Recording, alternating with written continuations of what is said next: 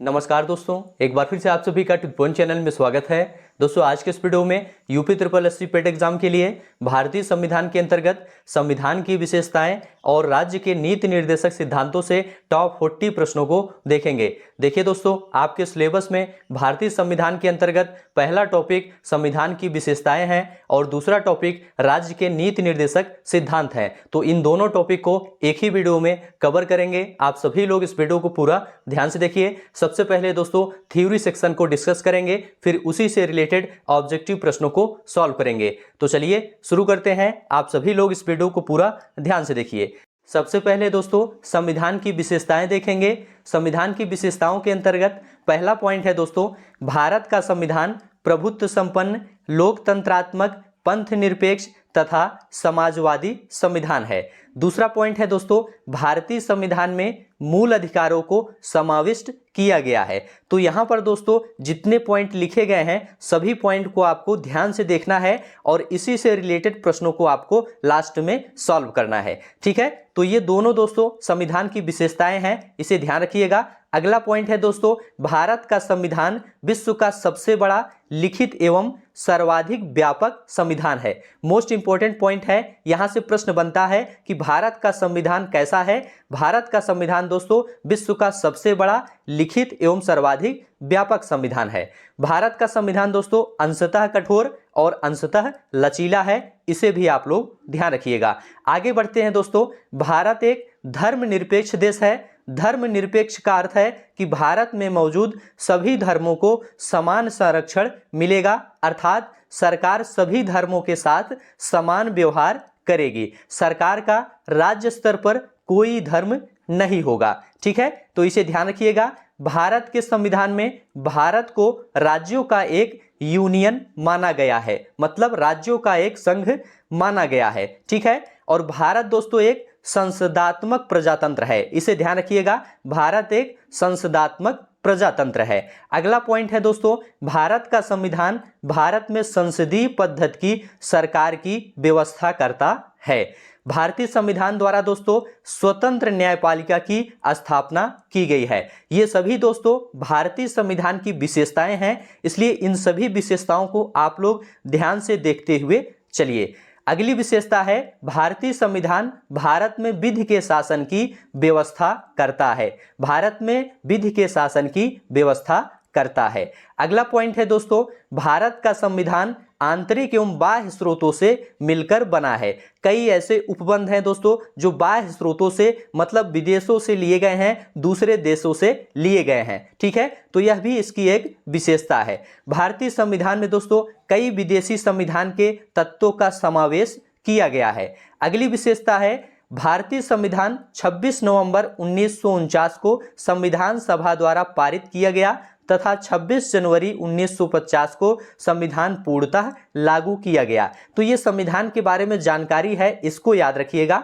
26 जनवरी 1950 को संविधान पूर्णतः लागू किया गया। ठीक है, आगे बढ़ते हैं। संविधान निर्माण में कुल 2 वर्ष 11 माह और 18 दिन का समय लगा। ठीक है, कितना समय लगा? 2 वर्ष 11 माह और 18 दिन का समय लगा। भारतीय संविधान को नम्यता एवं अनम्यता का मिश्रण कहा जाता है। नम्यता एवं अनम्यता का मिश्रण भारतीय संविधान को कहा जाता है। ठीक है, अगला पॉइंट है दोस्तों, भारतीय संविधान में एकल नागरिकता का प्रावधान है। पूछा जाता है भारतीय संविधान में कैसी नागरिकता का प्रावधान है, तो एकल नागरिकता का प्रावधान है। भारतीय संविधान दोस्तों वयस्क मताधिकार की व्यवस्था करता है, इसे भी आप लोग ध्यान रखिएगा।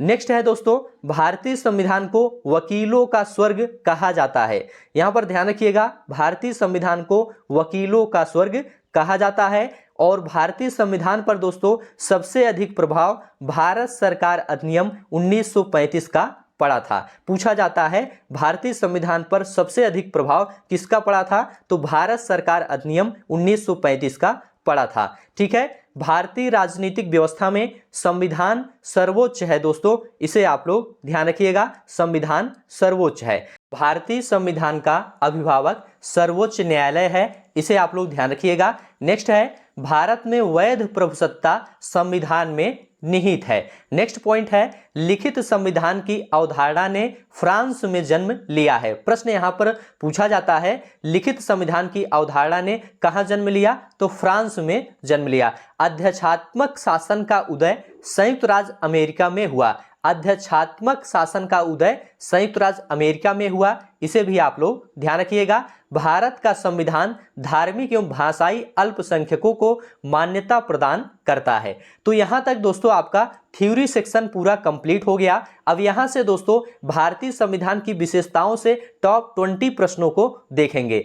आप सभी लोग पूरा वीडियो ध्यान से देखिए और इन सभी प्रश्नों का उत्तर बताने का प्रयास करिए। पहला प्रश्न आपके सामने है, विश्व का सबसे बड़ा लिखित एवं सर्वाधिक व्यापक संविधान किस देश का है? ऑप्शन आपके सामने है, यहां पर आपका राइट आंसर क्या है? तो देखिए दोस्तों, यहां पर आपका राइट आंसर हो जाएगा बी ऑप्शन, भारत। भारत का संविधान दोस्तों विश्व का सबसे बड़ा लिखित एवं सर्वाधिक व्यापक संविधान है, इसलिए बी ऑप्शन आपका राइट हो जाएगा। चलिए अगला प्रश्न देखेंगे, भारतीय संविधान कैसा है? ऑप्शन आपके सामने है, आप लोग बताइए यहां पर आपका राइट आंसर क्या है? तो देखिए दोस्तों, भारत का संविधान अंशतः कठोर और अंशतः लचीला है। कैसा है? अंशतः कठोर और अंशतः लचीला है, इसलिए डी ऑप्शन राइट हो जाएगा। अगला प्रश्न है, भारत का संविधान किस प्रकार का है? ऑप्शन आपके सामने है, यहां पर आपका राइट आंसर क्या है? तो देखिए दोस्तों, भारत का संविधान नम्य और अनम्य दोनों है। नम्य और अनम्य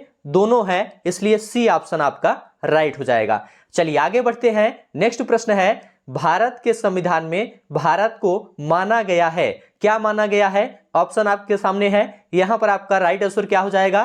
तो देखिए दोस्तों, भारत के संविधान में भारत को राज्यों का एक यूनियन माना गया है। क्या माना गया है? राज्यों का एक यूनियन माना गया है, इसलिए सी ऑप्शन आपका राइट हो जाएगा। चलिए आगे बढ़ते हैं। ये सभी प्रश्न काफी ज्यादा इंपॉर्टेंट हैं, इसलिए ध्यान से आप लोग वीडियो देखते हुए चलिए। भारत एक धर्मनिरपेक्ष देश है, इसका तात्पर्य है, इसका तात्पर्य क्या है आपको यह बताना है। तो यहां पर आपका राइट आंसर क्या है?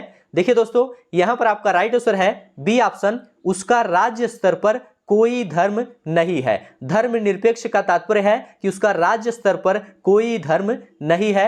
बी ऑप्शन आपका राइट हो जाएगा। निम्नलिखित कथनों में कौन सही है? ऑप्शन आपके सामने है, भारतीय संविधान अध्यक्षात्मक है, भारत एक नाम मात्र का राजतंत्र है, भारत एक कुलीन तंत्र है, या भारत एक संसदात्मक प्रजातंत्र है। तो यहां पर दोस्तों आपका राइट आंसर हो जाएगा डी ऑप्शन, भारत एक संसदात्मक प्रजातंत्र है। ठीक है, चलिए आगे बढ़ते हैं। भारतीय संविधान के संबंध में कौन सा कथन सही है? ऑप्शन आपके सामने है, यहां पर आपका राइट आंसर क्या है? तो देखिए दोस्तों, यहां पर आपका राइट आंसर है, यह दूसरे देशों के संविधान से प्रभावित है। भारतीय संविधान दोस्तों दूसरे देशों के संविधान से प्रभावित है, इसलिए बी ऑप्शन आपका राइट हो जाएगा। चलिए आगे बढ़ते हैं। नेक्स्ट प्रश्न है, भारतीय संविधान के संदर्भ में कहा जाता है कि यह क्या है? क्या मौलिक संविधान है, या वकीलों का स्वर्ग है, या विकासशील संविधान है, या तानाशाही संविधान है? तो यहां पर दोस्तों आपका राइट आंसर हो जाएगा बी ऑप्शन, वकीलों का स्वर्ग है। भारतीय संविधान क्या है? वकीलों का स्वर्ग है। बी ऑप्शन आपका राइट हो जाएगा। नेक्स्ट प्रश्न है, भारतीय संविधान पर सबसे अधिक प्रभाव किसका पड़ा है? ऑप्शन आपके सामने है, यहां पर आपका राइट आंसर क्या है? देखिए दोस्तों, यहां पर आपका राइट आंसर है ए ऑप्शन, भारत सरकार अधिनियम 1935 का। आपको बताया गया था भारतीय संविधान पर दोस्तों सबसे अधिक प्रभाव भारत सरकार अधिनियम 1935 का पड़ा था। ए ऑप्शन आपका राइट है। चलिए आगे बढ़ते हैं। नेक्स्ट प्रश्न है, भारतीय राजनीतिक व्यवस्था में इनमें से कौन सर्वोच्च है? ऑप्शन आपके सामने है, यहां पर आपका राइट आंसर क्या है? तो देखिए दोस्तों, यहां पर आपका राइट आंसर है बी ऑप्शन, संविधान। भारतीय राजनीतिक व्यवस्था में संविधान सर्वोच्च है, इसलिए बी ऑप्शन आपका राइट हो जाएगा। नेक्स्ट प्रश्न है, भारतीय संविधान का अभिभावक कौन है? ऑप्शन आपके सामने है, यहां पर आपका राइट आंसर क्या है? तो देखिए दोस्तों, भारतीय संविधान का अभिभावक सर्वोच्च न्यायालय है, इसलिए सी ऑप्शन आपका राइट हो जाएगा। तो यहां पर दोस्तों जितने भी प्रश्न लिए गए हैं ये सभी प्रश्न काफी ज्यादा इंपॉर्टेंट हैं। भारत में वैध प्रभुसत्ता निहित है, किसमें निहित है आपको यह बताना है। तो देखिए दोस्तों, भारत में वैध प्रभुसत्ता संविधान में निहित है, इसलिए डी ऑप्शन आपका राइट हो जाएगा। ठीक है, चलिए आगे बढ़ते हैं दोस्तों। नेक्स्ट प्रश्न है, भारतीय संविधान की संरचना किस प्रकार की है? ऑप्शन आपके सामने है, यहां पर आपका राइट आंसर क्या है? तो देखिए दोस्तों, भारतीय संविधान की संरचना कुछ एकात्मक और कुछ कठोर है। कैसी है? कुछ एकात्मक है, कुछ कठोर है, इसलिए डी ऑप्शन आपका राइट हो जाएगा। चलिए आगे बढ़ते हैं। लिखित संविधान की अवधारणा ने सर्वप्रथम कहां जन्म लिया? ऑप्शन आपके सामने है, यहां पर आपका राइट आंसर क्या है? तो देखिए दोस्तों, यहां पर आपका राइट आंसर है ए ऑप्शन, फ्रांस। लिखित संविधान की अवधारणा ने सर्वप्रथम फ्रांस में जन्म लिया, इसलिए ए ऑप्शन आपका राइट हो जाएगा। चलिए आगे बढ़ते हैं दोस्तों, सभी प्रश्न ध्यान से देखते हुए चलिए।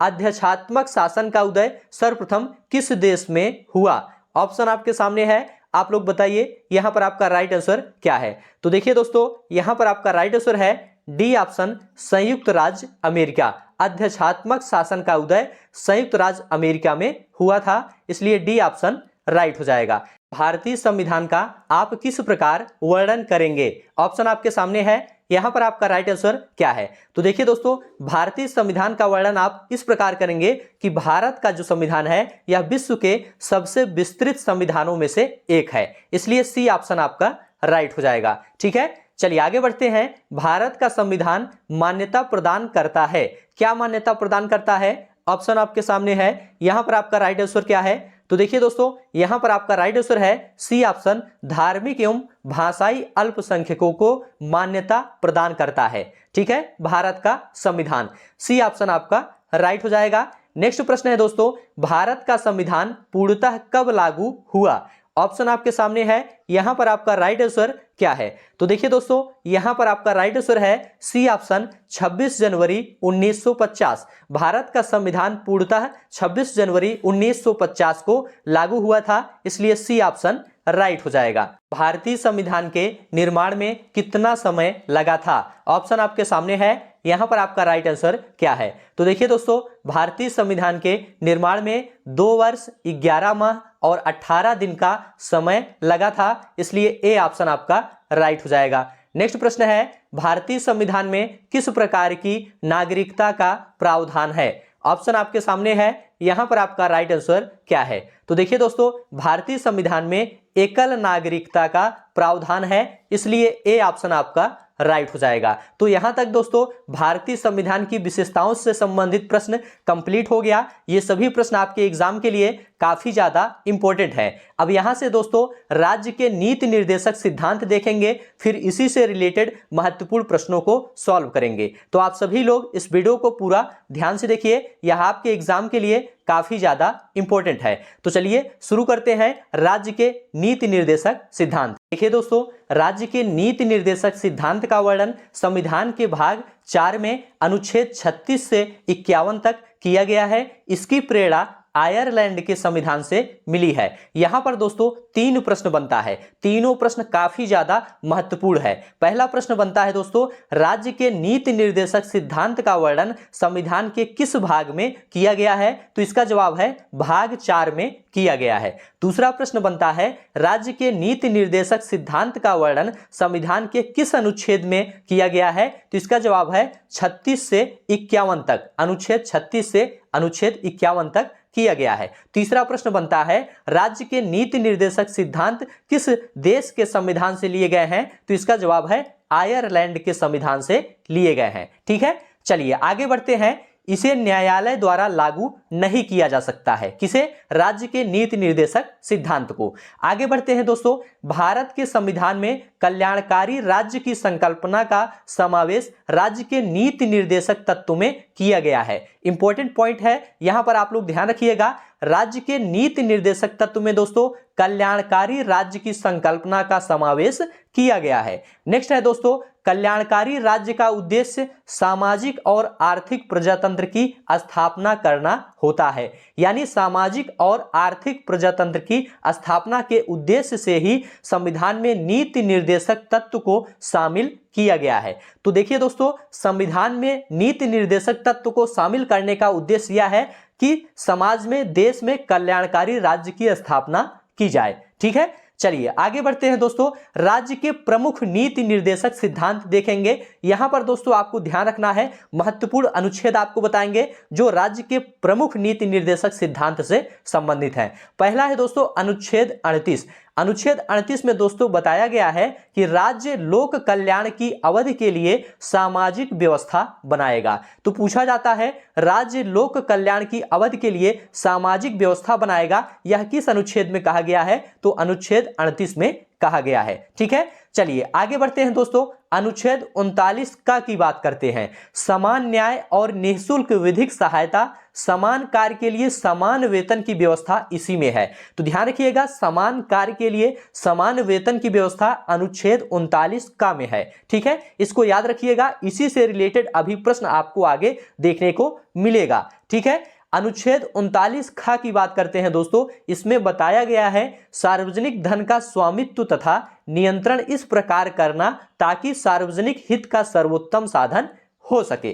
ठीक है, यह अनुच्छेद 39 खा में बताया गया है। अनुच्छेद 39 ग में दोस्तों बताया गया है धन का समान वितरण। धन का समान वितरण ये अनुच्छेद 39 ग में बताया गया है। तो जो भी अनुच्छेद यहां पर बताए जा रहे हैं इसे आप लोग ध्यान रखिएगा, इससे प्रश्न आपको जरूर देखने को मिलेगा। अनुच्छेद 40 की बात करते हैं तो ग्राम पंचायतों का संगठन से संबंधित है। अनुच्छेद 40 दोस्तों ग्राम पंचायतों के संगठन से संबंधित है। और अनुच्छेद 41 दोस्तों कुछ दशाओं में काम, शिक्षा और लोक सहायता पाने का अधिकार देता है। अनुच्छेद 41। ठीक है, नेक्स्ट है दोस्तों अनुच्छेद 44 की बात करते हैं तो नागरिकों के लिए एक समान सिविल संहिता इसमें लागू की गई है अनुच्छेद 44 में। ठीक है, अनुच्छेद 46 की बात करते हैं तो अनुसूचित जातियों, अनुसूचित जनजातियों और अन्य दुर्बल वर्गों के शिक्षा और अर्थ संबंधी हितों की अभिवृद्धि से संबंधित है अनुच्छेद 46।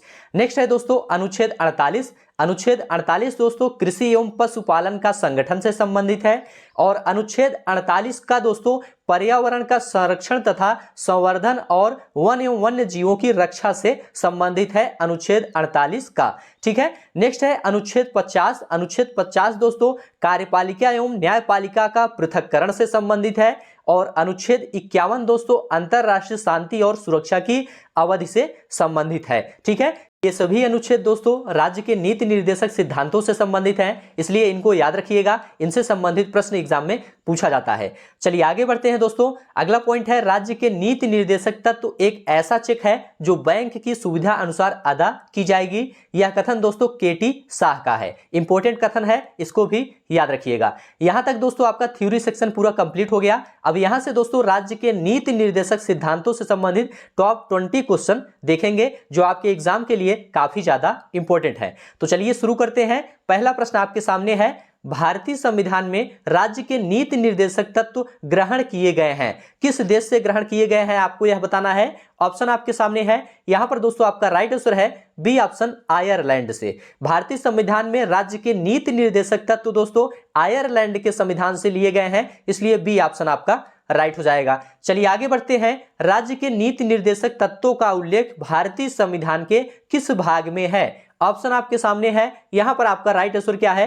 तो देखिए दोस्तों यहां पर आपका राइट आंसर है सी ऑप्शन भाग 4 में। राज्य के नीति निर्देशक तत्वों का उल्लेख भारतीय संविधान के भाग 4 में किया गया है, इसलिए सी ऑप्शन आपका राइट हो जाएगा। नेक्स्ट प्रश्न है, भारतीय संविधान के किस अनुच्छेद में राज्य के नीति निर्देशक तत्व का उल्लेख किया गया है। ऑप्शन आपके सामने है, यहां पर दोस्तों आपका राइट आंसर है सी ऑप्शन अनुच्छेद 36 से 51 तक। भारतीय संविधान के अनुच्छेद 36 से लेकर अनुच्छेद 51 तक राज्य के नीति निर्देशक तत्वों का उल्लेख किया गया है, इसलिए सी ऑप्शन आपका राइट हो जाएगा। नेक्स्ट प्रश्न है दोस्तों, भारतीय संविधान में राज्य के नीति निर्देशक सिद्धांतों को शामिल करने के पीछे मुख्य उद्देश्य क्या था। ऑप्शन आपके सामने है, यहां पर आपका राइट आंसर क्या है। तो देखिए दोस्तों यहां पर आपका राइट आंसर है ए ऑप्शन कल्याणकारी राज्य की स्थापना करना। यह दोस्तों भारतीय संविधान में राज्य के नीति निर्देशक सिद्धांतों को शामिल करने का मुख्य उद्देश्य था, इसलिए ए ऑप्शन आपका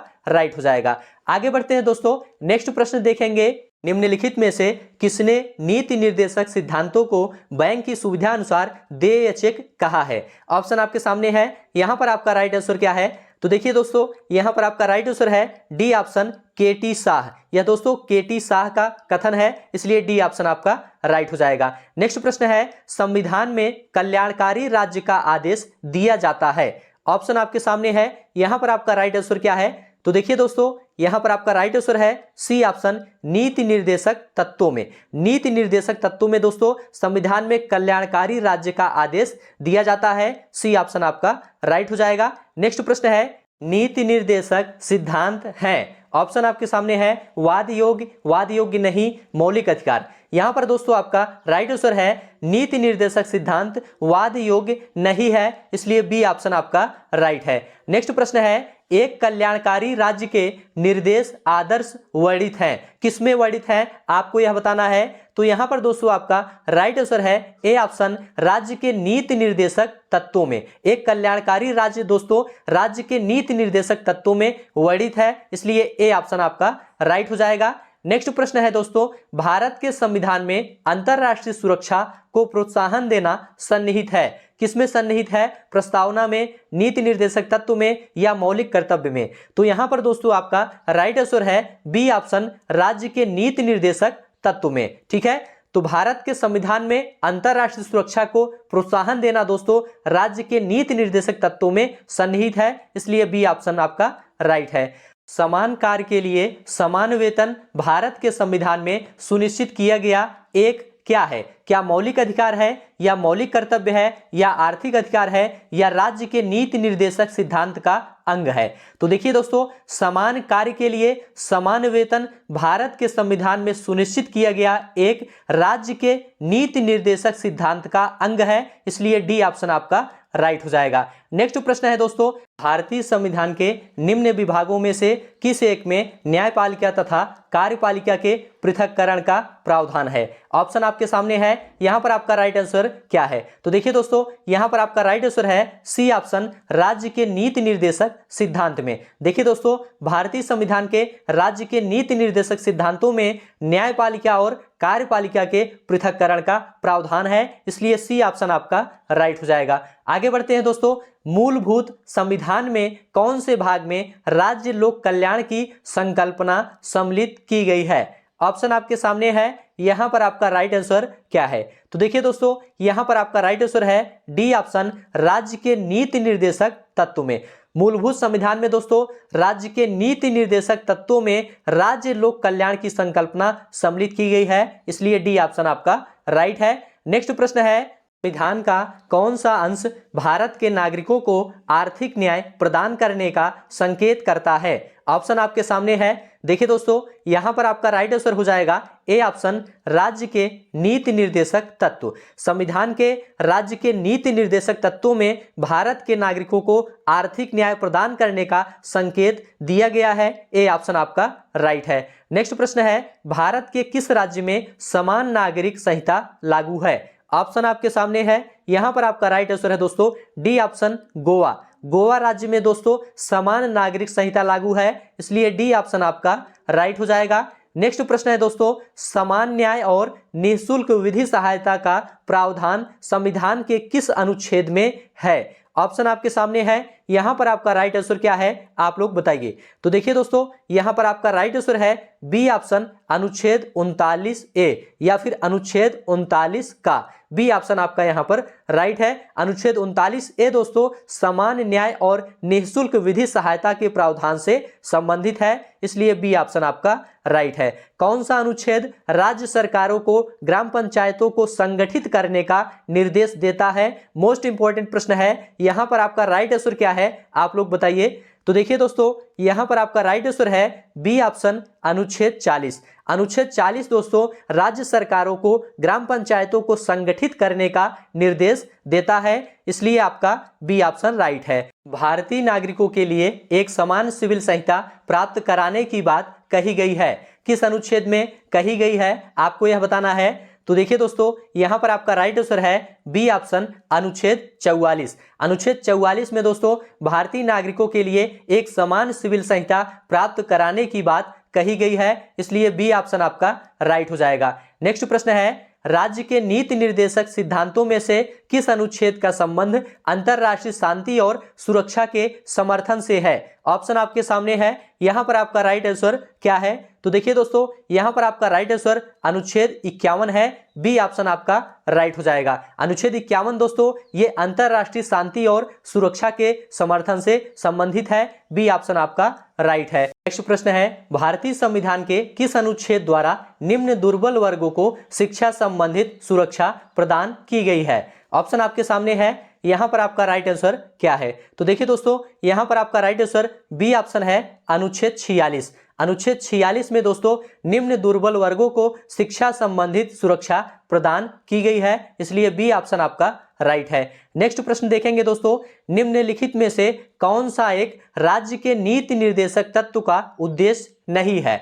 पहला है एक कल्याणकारी राज्य की स्थापना करना। देखिए दोस्तों, राज्य के नीति निर्देशक तत्वों का प्रमुख उद्देश्य है एक कल्याणकारी राज्य की स्थापना करना। ठीक है, तो पहला तो आपका राइट है। दूसरा है दोस्तों सामाजिक आर्थिक कल्याण सुनिश्चित करना, यह भी दोस्तों राज्य के नीति निर्देशक तत्वों का उद्देश्य है। और तीसरा है अंतरराष्ट्रीय शांति और सुरक्षा की अभिवृद्धि करना, यह भी इसका उद्देश्य है। लेकिन दोस्तों एक धार्मिक राज्य की स्थापना करना, यह दोस्तों राज्य के नीति निर्देशक तत्वों का उद्देश्य नहीं है, इसलिए डी ऑप्शन आपका यहां पर राइट हो जाएगा। ठीक है, तो इस प्रकार से दोस्तों आज का यह वीडियो यहीं पर समाप्त होता है। ये सभी प्रश्न आपके पेट एग्जाम के लिए काफ़ी ज़्यादा इंपॉर्टेंट हैं। ऐसे ही प्रश्न आपको एग्जाम में जरूर देखने को मिलेगा। आशा है कि यह वीडियो आपको अच्छा लगा है तो चैनल को सब्सक्राइब करिए, दोस्तों में शेयर करिए और कमेंट में लिखकर जरूर बताइए। अभी के लिए बस इतना ही। अब आपको नेक्स्ट वीडियो मिलेंगे किसी नए टॉपिक के साथ। तब तक के लिए आप सभी का